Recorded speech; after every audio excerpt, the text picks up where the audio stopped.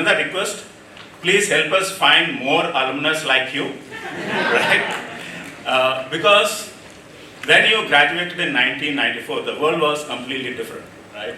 I don't know how many organizations or the media were there which were trying to rank the B schools and engineering colleges and so on. So today we are heavily scrutinized, not just by media in India, but also the world media, right? The problem with that is we are competing with schools like Harvard or Stanford and so on, which is tough for many reasons. But one basic reason is if you look at Harvard's endowment, it is about $50 billion. And Harvard Business School's endowment is $5 billion, right? And if you look at the best universities in UK, both Oxford and Cambridge, both are sitting on an endowment of $5 billion or close to that. So why I'm saying this number is that research is cost intensive, right? And without money, we can't create, first of all, we can't attract world-class researchers, and it requires a lot of investment in the form of data, attracting talent, and so on. So these kind of endowment or donations are quite useful to create that kind of research centers like this one, Tony James Center for Private Equity and Venture Capital, and that will put us in the world map of excellence in research, right? And that's why these kind of donations are important to schools like us. I'm actually trying to probably motivate other alumni in the room and also the current students in the room so that we get a lot of these donations, not just for the donation sake, but that's how we can actually create a great research institute. And we can actually compete with the world-class schools like Harvard or Stanford or whichever name comes to us. And soon we'll be also having an undergraduate program. You would have already read about that in the media. We are starting 4-year undergrad program in data science and economics. And again, we are looking for support from both alumnus and others because it's kind of one of its kind where probably if you look at IIMs, there are IPM courses offered by several IIMs, mostly the newer IIM, but completely on-campus undergraduate program, probably IIMB is the only institute which is going to launch very, very soon. So we are looking forward to support from everybody so that we can also make it one of the best in the world. Dawning on me.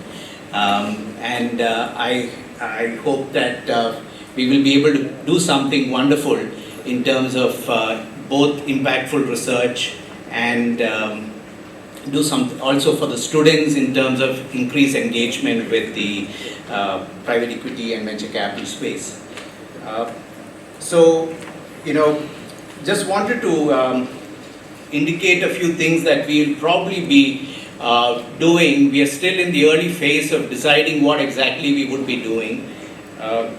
But it's really wonderful that an initiative of this kind has been done, and would like to thank Mr. Mathew Cyriac, our Distinguished Alumnus, for doing something of this magnitude.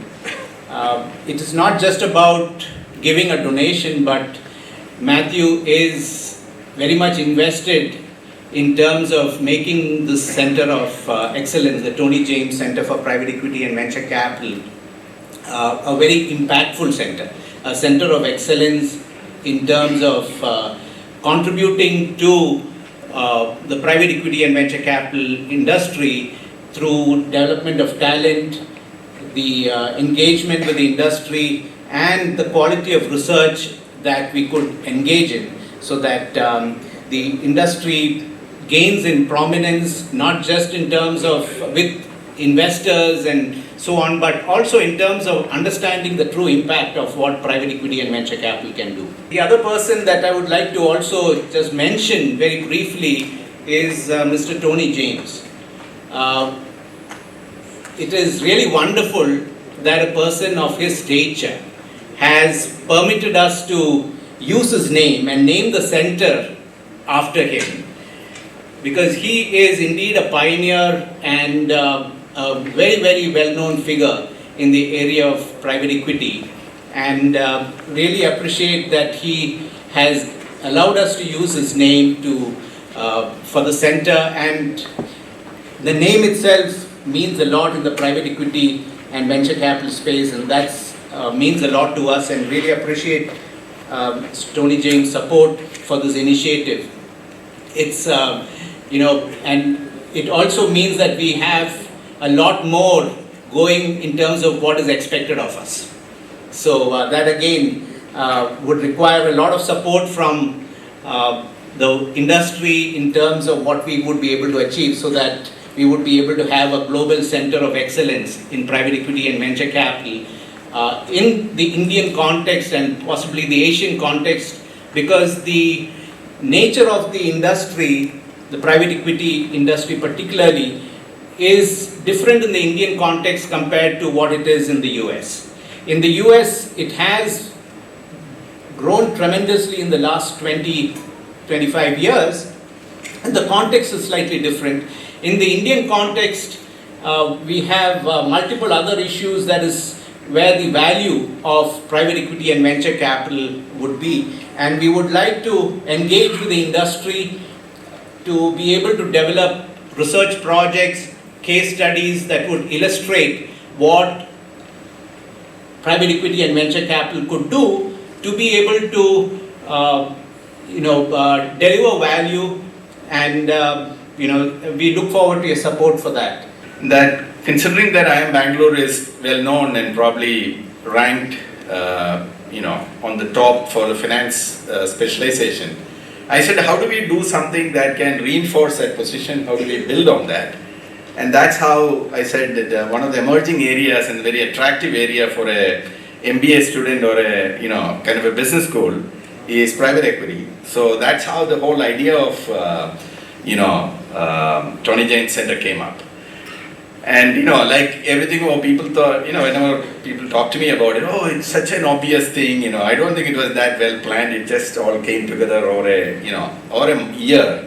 And then I started thinking about, who do you name this after? And I have my ex-boss, Akhil Gupta. Akhil and I are having a chat. And I said, Akhil, thinking of doing this, who should we name this after? So Akhil said, why don't we name after Tony James, Tony, right? And that's when I also realized that Tony is somebody who has played a critical role in my career, like George here. And George and Tony also have been together for several years. So Tony is somebody who has played a very, very critical role in my career. So it all kind of made sense, right? That's how the name and the sender kind of came together. When I called Tony, he obviously is an Indophile. He really likes India. He's been visiting India from like mid-90s, 97, 98. And he really liked India and what goes on here. And he said, yeah, of course, I will do it, but only on one condition. He said, we have to build something that is world-class, something that is, he jokingly said, kind of worth my name, don't screw it up, right? So that was his kind of, and his thing was, if you're doing it, let's do it well, let's make an impact, let's build something that of global stature and repute, which is a big burden on us, I think, on Professor Thambi and all of us involved with this. So that's kind of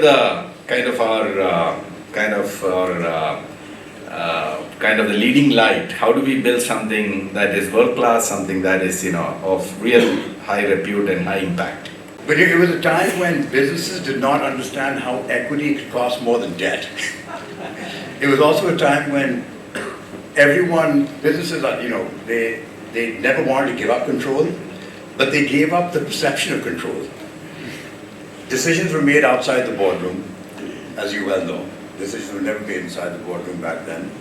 Investment committees struggled with India's relentless optimism, even if that optimism ran out at some points in time. And of course, there were some spectacular wins along the way. As I'd like to say, private equity, as others have said about India, private equity disappoints both the optimist and the pessimist. And this has been the road of private equity for a very long time now. It's wonderful to be here today. I wanted to elaborate on some of the points that were made earlier, because I believe the opening of the Tony James Center is really a tribute to three things. It's a tribute to great mentorship.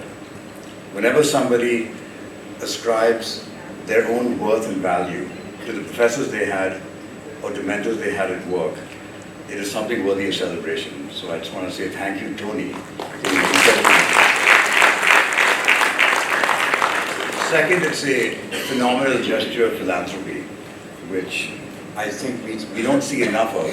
I know there are actually a number of ex-Blackstone people now in current who've actually been very generous with their spoils. So Elizabeth and Matthew, thank you.